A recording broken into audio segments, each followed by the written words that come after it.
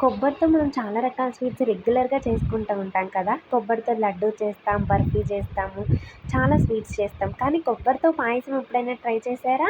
ఇలా చేసి చూడండి. ఇంకెప్పుడు ఇలానే తినాలనిపిస్తుంది. అంత బావుంటుంది ఈ కొబ్బరి పాయసం.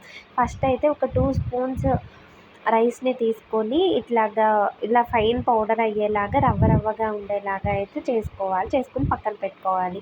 లేత కొబ్బరి అయితే బావుంటుంది దీనికి. లేత కొబ్బరి తీసుకొని దాని వెనకమాల ఉన్న డార్క్ తీసేసేసి ఇలాగ చిన్న చిన్న పీసెస్ తీసుకొని కట్ చేసుకొని అండ్ దాంట్లో 3 ఇలాచీ ఏసుకొని బాగా స్మూత్ పేస్ట్ అయిపోయేలాగా మనం పేస్ట్ చేసుకోవాలనమాట దాన్ని. అలా అయితేనే బావుంటుంది. హార్డ్‌గా ఉన్న కొబ్బరయితే అంత టేస్టీగా ఉండదు. కొంచెం లేత కొబ్బరయితే ఇంకా బావుంటుంది దీనికి.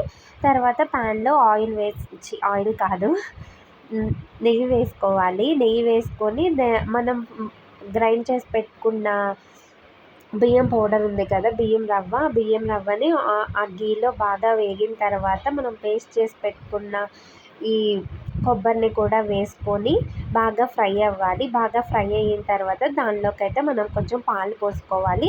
మెజర్మెంట్స్ ఏం లేవండి. మీకు పల్చగా ఇష్టమైతే కొంచెం ఎక్కువ పాలు పోసుకోండి. లేదు థిక్‌గా ఇష్టమైతే కొంచెం తక్కువ పాలైతే పోసుకోండి. టేస్ట్ అయితే అసలు చాలా బావుంటుంది. ఒకసారి మీరు ట్రై చేసి చూడండి. మీకే తెలుస్తుంది.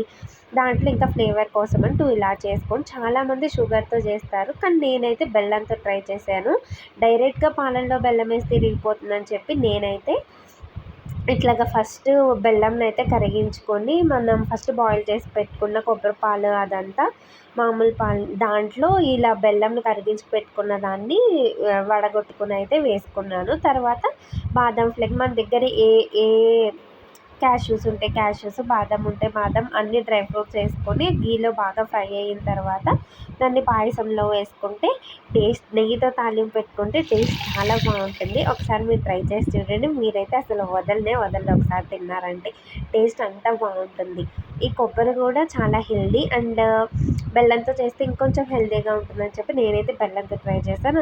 అండ్ నాకు టేస్ట్ కూడా బెల్లంతోనే నచ్చింది. మీరు కూడా తప్పకుండా ట్రై చేయండి.